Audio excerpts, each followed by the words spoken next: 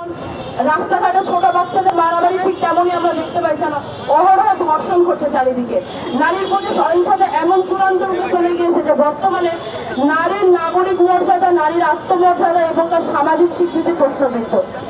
এনসিপির পক্ষ থেকে আমরা বলতে চাই, জাতীয় নাগরিক পার্টি এনসিপি নারীর সকল ধরনের মানবিক মর্যাদা, নাগরিক মর্যাদা স্বীকৃতি দেয়, স্বীকার করে এবং আমরা দলীয়ভাবে বিশ্বাস করি যে নারী এবং পুরুষ সমাজের সমান সুযোগ এবং অধিকার পাওয়ার যোগ্য।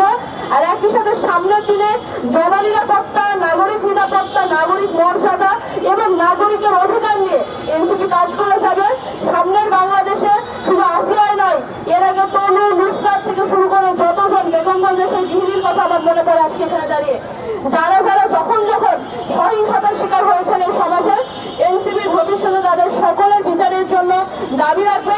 এবং একই সাথে আমি নুসরাত তাবাসসুম আমার জায়গা থেকে বলতে চাই, এই সরকারের শুধুমাত্র গ্রেফতার নয়, হাইকোর্টের মাধ্যমে সর্বোচ্চ বিচার নিশ্চিত করে বিচার প্রদান করাটাই জনগণের সামনে দেখানো দরকার।